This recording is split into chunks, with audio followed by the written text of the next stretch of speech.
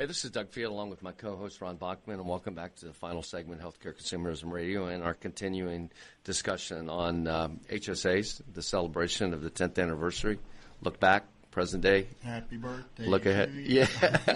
And we can't have this discussion without having our next guest involved. Not only is he a friend of the Institute, member of the League of Leaders, and actually last year's J.R. Robbins Leadership Award winner. He was involved at the beginning of Consumerdriven with Definity. He went on to be Senior VP of Consumerism at Cigna, where we got to know him. And he's currently has his own company, Consumerdriven LLC. And welcome to the program, Mr. John Young. John, good morning.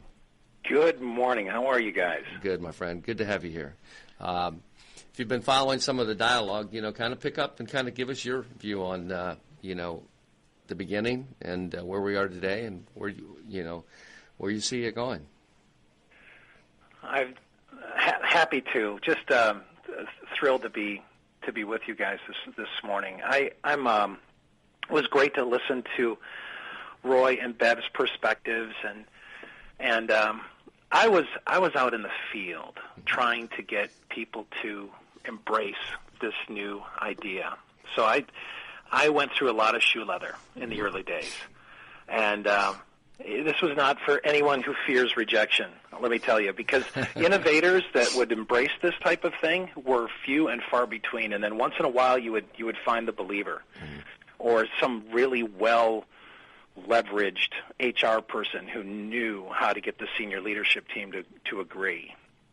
But we did a lot of C-suite training. We did a lot of broker training on this new idea.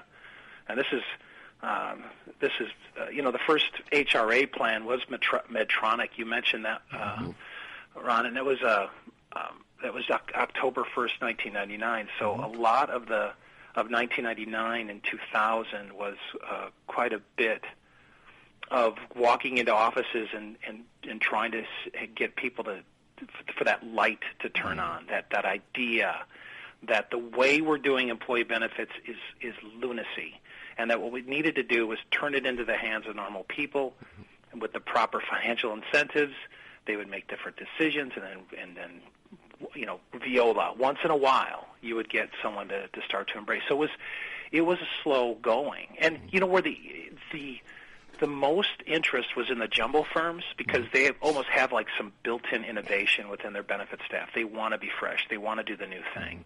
And then the small organizations were, the guy we're talking to or the gal we're talking to was the CEO and HR person all rolled into one, and they were an entrepreneur, and they understood the value of that kind of financial risk in their own business, and they wanted their employees to share that as well with benefits. And it was the mid-market that was the slowest to respond, and there's a lot of inertia in the middle market. But the early days was a lot of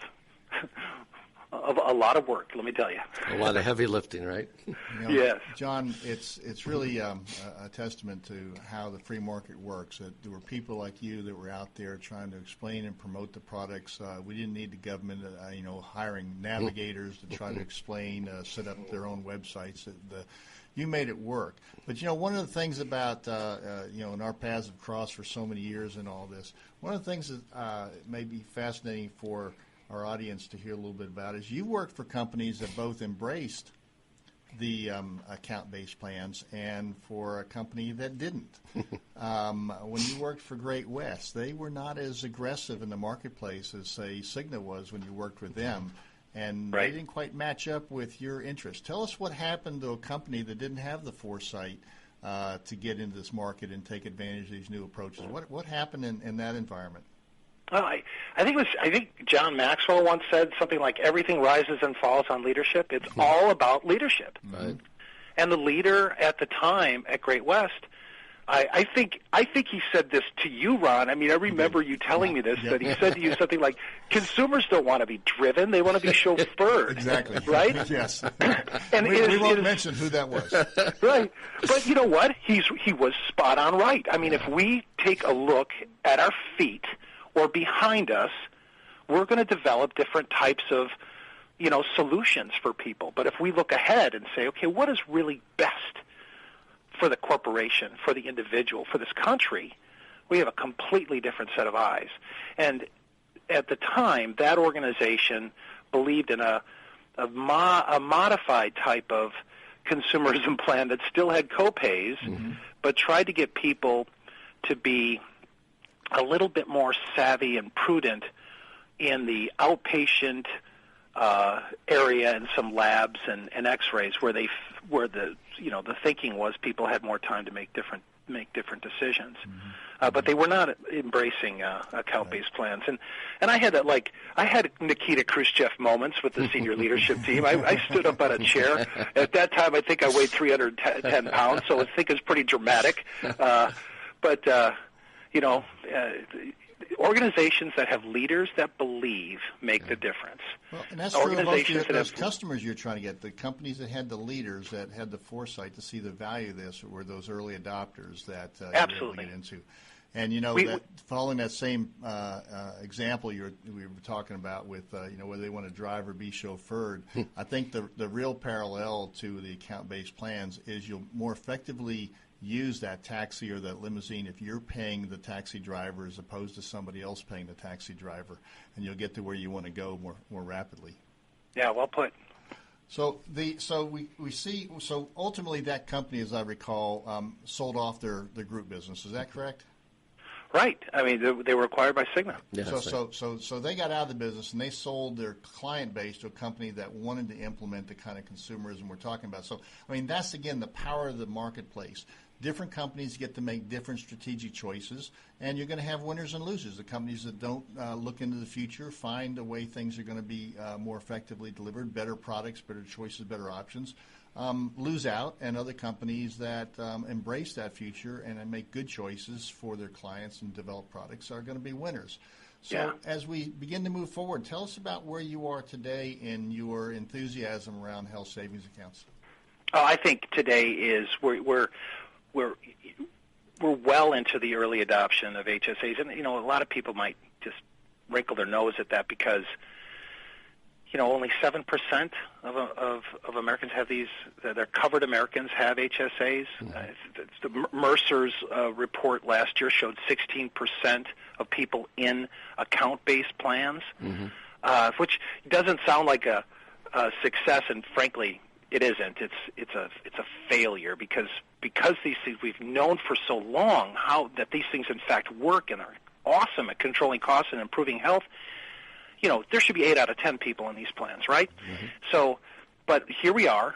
We're at this place where this is becoming more and more popular. I think we are right at the precipice of a Diet Coke Mentos moment. We add exchanges and HSAs, and boom. What we're seeing with the private exchange experience is that people, for the most part, 2/3 in one study from Bloom Health, showed that people were self-selecting down in benefits as far as value. So they were self-selecting higher cost share because it cost them less. But it was in their control. They made that decision because of a defined contribution strategy. And of all of those people that did this, more than half bought an HSA qualified plan. So if you just give an HSA in the normal way of doing things in the past, was bringing an HSA in as an option, maybe replacing a popular plan, bringing an HSA as an option. Very few, but an increasing number are doing full replacement types of strategies, but it was normally brought as an option. You would get 10, 15, 20%, and honestly, 20%, 25% was considered a huge success from the employers that brought that strategy in. Now, imagine if we can have kind of a view of what exchange activity is going to be from what these private exchange experiences have been. It's more. This is going to supersize HSA adoption.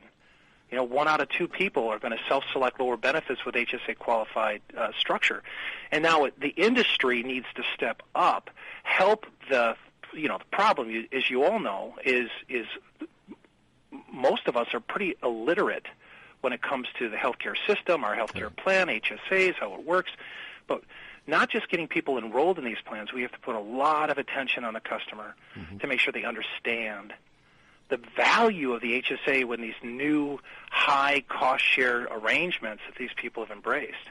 Well, John, with your enthusiasm, you know, like us, you'd love to see everybody with an HSA. So the reality of some of the numbers is that it's grown very rapidly. It's grown faster than 401ks when they were introduced. We now have, from some of the surveys, more than 66%, 2/3 of companies offer an HSA as an option. Mm-hmm. We're seeing more and more full replacements, right, as you're talking about. So I think we have seen tremendous success with HSAs and account-based plans, and we're at the precipice where there's no more question about the value. There was years where people were questioning the value. Has it really changed behaviors? Is it just cost shifting? And that all has been put to rest, and people are getting better services, better options, better choices. And we're now moving into an incentive program that is based upon real outcomes and not just participating in programs. So we're driving the behaviors even more strongly. So I think you're right. We're at that sort of precipice where with even the rapid growth we've had of people signing up, of having it available, I think we're about to see an explosion even under Obamacare, which actually these become the most affordable products available. So right. It's going to be interesting Absolutely. to see. Yeah. Hey, John, this is Doug. We've got about a minute to go. I mean, time flies when we're having fun here talking about HSAs and healthcare consumerism. So leave our audience with a couple takeaways that you'd like to leave for them, please. I would tell every stakeholder out there listening to do whatever you can to fight for this innovation to take hold in employers, with individuals, within exchanges, to work to make that customer experience better. Because, CDHPs were built really by persistent believers and innovative employers and brokers, and we need that even more today. That kind of enthusiasm and spirit to help this along in its natural course. I think HSAs are a phenomenal way to get people to care about consumption, and it's a perfect financial vehicle for these participants, whether they're savers or spenders. And I think these exchanges are going to show huge expansion in these HSAs. What I would call for is more believers, more people pushing this strategy, and really focusing on the customer experience so that the individual understands and appreciates and know how to use their HSA. The growth is enormous. It's 29% a year in accounts and account growth. It's going to get even more. John, thank you again so much for spending time with us. Our audience, you can continue this discussion with John at IHC Forum West in Las Vegas, December 5th and 6th. John, have a great weekend. You guys too. And good talking to you. Thanks. And to our audience, stay tuned for continuing discussion next week on celebrating the 10-year anniversary of HSAs. Have a good weekend.